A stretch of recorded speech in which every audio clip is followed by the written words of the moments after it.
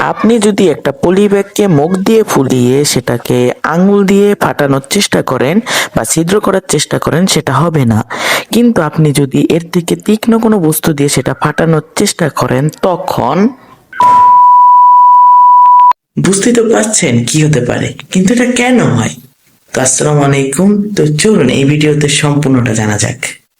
এখন একটা গুরুত্বপূর্ণ বিষয় আগে থেকেই জেনে রাখুন যে এটা মূলত হয়ে থাকে চাপ বা প্রেসারের কারণে, যেটা আমাদের ভিডিওর মূল আলোচনা।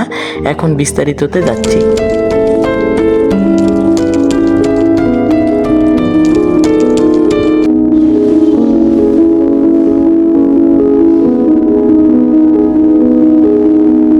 এখন নিশ্চয়ই আপনাদের মাথায় প্রশ্ন আসতে পারে যে এটি কে আবিষ্কার করেছিলেন। তো চলুন প্রথমে এটি জেনে নেওয়া যাক।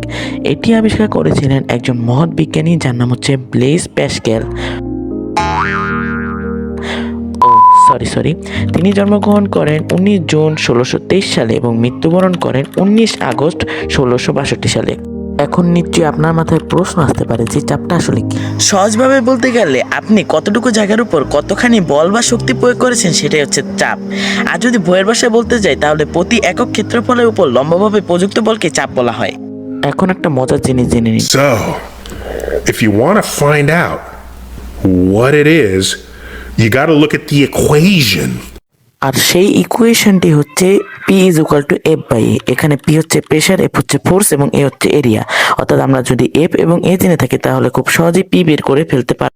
এখন প্রশ্ন আসতে পারে যে এই চাপ কি কি কাজে লাগে। বন্ধুরা, আমরা জানি আমাদের চারপাশের বায়ু আমাদেরকে সবসময় চাপ দেয়। এই পরীক্ষা যখন আমরা জ্বলন্ত মোমবাতিকে গ্লাস দিয়ে ঢেকে দিই, তখন গ্লাসের ভেতরে অক্সিজেন ফুরিয়ে যায় এবং মোমবাতিটি সহজেই নিভে যায়। তারপর কখনো ভেবে দেখেছেন পানির বোতলে কয়েকটা ফুটো করলে পানি সব ফুটো দিয়ে সমানভাবে পড়ে না। উপরের ফুটো দিয়ে পানি বোতলের খুব কাছে পড়ে, কিন্তু নিচের ফুটো দিয়ে পানি অনেক দূরে গিয়ে ছিটকে পড়ে। এর কারণ হলো গভীরতা। পানি যত গভীরে যায় তার ওজন ও চাপ তত বাড়তে থাকে। এই কারণেই মূলত উপরের দিকে চাপ বেশি হয় না, কম হয়, এবং নিচের দিকে চাপ বেশি হয়। বুঝতেই তো পারছেন ব্যাপারটা কত সোজা।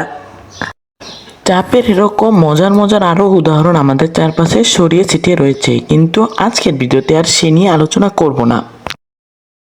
এবার একটা গুরুত্বপূর্ণ বিষয় জানাই। এতক্ষণ যে চাপ সম্পর্কে জানলাম, সেই চাপের সূত্রতে আপনারা দেখে থাকবেন যে চাপ এবং ক্ষেত্রফল একে অপরের উল্টো পথে চলে।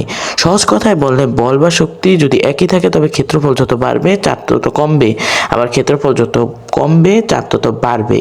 উদাহরণ হিসেবে আমার এই পরীক্ষাটি দেখুন। যখন আমি পলি ব্যাগটিকে আঙ্গুল দিয়ে ফোটানোর চেষ্টা করেছিলাম তখন এটা ফাটেনি, কারণ আমার আঙ্গুলের মাথার ক্ষেত্রফল ছিল বেশি। কিন্তু যখনই আমি এর বদলে একটা তীক্ষ্ণ একটা বস্তু নিলাম, তখন এটা সশব্দে ফেটে গিয়েছিল, কারণ এই তীক্ষ্ণ বস্তুটির মাথার ক্ষেত্রফল ছিল খুবই কম। তা ধন্যবাদ ভিডিওটি দেখার জন্য। আর হ্যাঁ, একটা কথা, ভিডিওটি দেখে ভিডিওটিতে লাইক, কমেন্ট, শেয়ার করতে ভুলবেন না এবং অবশ্যই চ্যানেলটিতে সাবস্ক্রাইব করে দিবেন।